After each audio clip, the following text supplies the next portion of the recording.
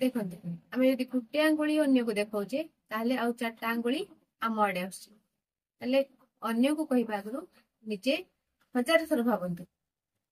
तेणु आपण मैंने से सब कथा छाड़तु आपण मैंने जानी जे मेड फॉर इच अदर जे जहाँ तैयारी होती से ताहा सहित ही रहिबो। हेलो फ्रेंड नमस्कार जय जगन्नाथ। आपण मैंने केमती अछंती भाबुची भगवान कृपार आपण मैंने सुस्थ थे और भलरे थे। भलरे अच्छी किंतु मत थंडा कम करुली सब ब्लाउज फ्लाउज कम करुली हठात कि गोटे भिडियो मो सामने को आसला भिडियोटी को शेष पर्यंत देखिए। आ जो मैंने वीडियो रे नुआ अछंती वीडियो को लाइक कमेंट आ सब्सक्राइब कर देबे। जय जगन्नाथ। चलंतु वीडियो स्टार्ट करिए। जे रूपा पिंटू को वीडियो जे रूपा पिंटू आपण माने तो थंबनेल देखिकी लाइक बुझी जाइथिबे जे मु कोन कहय पई चाहूची। जे रूपा पिंटू पड़े रूपा भाउज जो से आगे मैरिज करते तो पिंटू को जो से मैरिज करते पिंटू भाई को सेटा होची तांकर सेकंड मैरिज।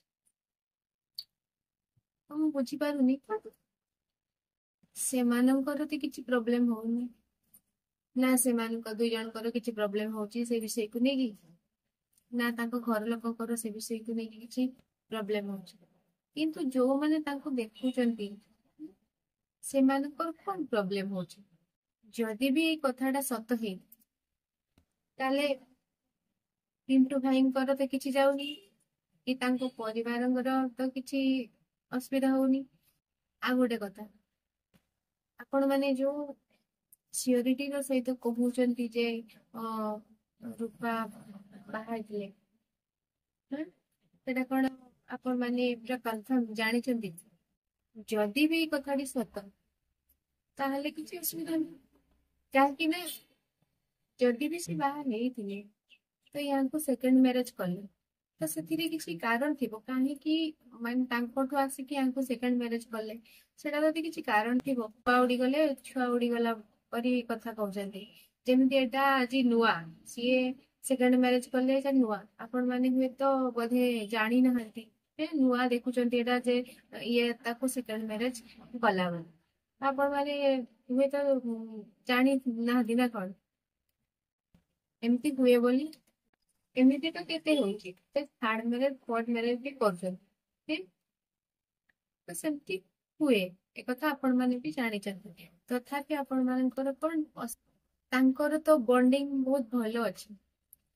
आउ मु तो कहया चाहूची जे मु जेतिकी तांको देखिची अनुभव करिची जे रूपा परी बहु बधी दुनिया रे मु कम अछंती सी आगु जहाँ भी थिला सेटा छाड़ंती एबे सी जोडा अछंती एबे जो स्थान रे अछंती सी बहुत सुंदर भाव दायित्व तुलाउछंती।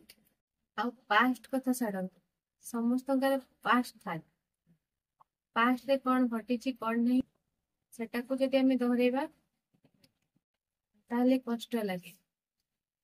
आपण माने जो ये सब कथा कहउचंदी वीडियो माध्यम रे एगा से वीडियो को कहउचंदी तो जदि सत होइथिबो तांको केते कष्ट न लागुथिबो से माने सिना मु खाली किछि कहू नांती तो तांको कष्ट लागुथिबो ना नहीं।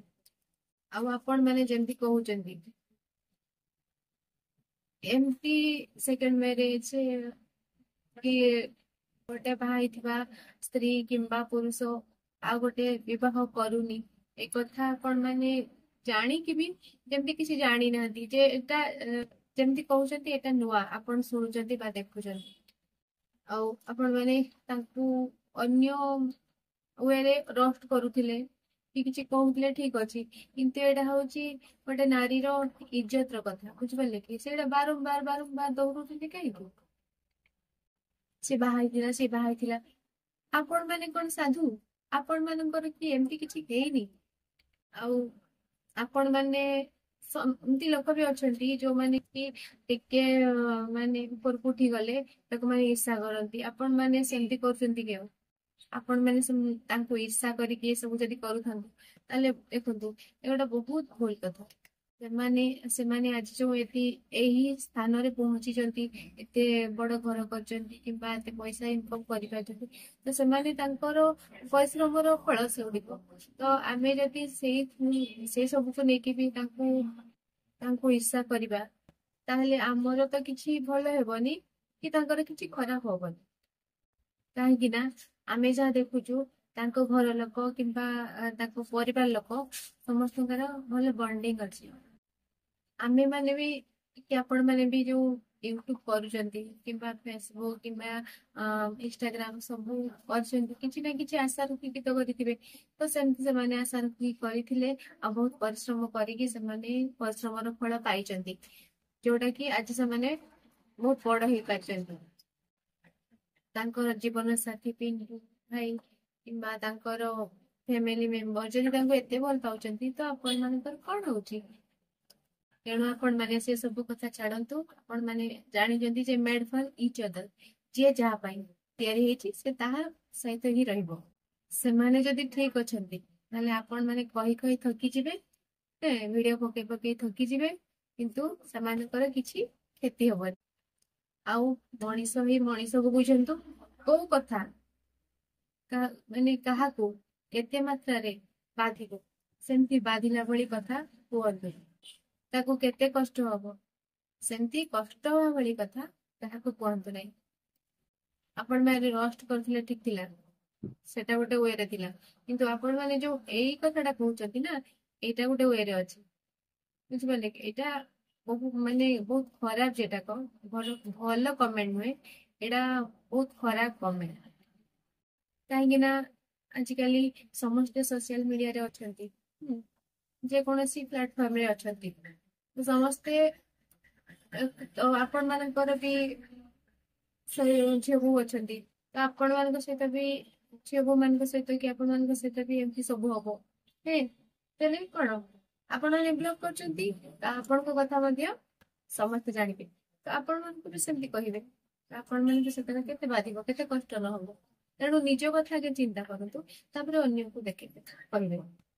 ଦେଖନ୍ତୁ, ଆମେ ଯଦି ଗୋଟେ ଆଙ୍ଗୁଳି ଅନ୍ୟକୁ ଦେଖାଉଛେ, ତାହେଲେ ଆଉ 4ଟା ଆଙ୍ଗୁଳି ଆମ ଆଡେ ଆସୁଛି।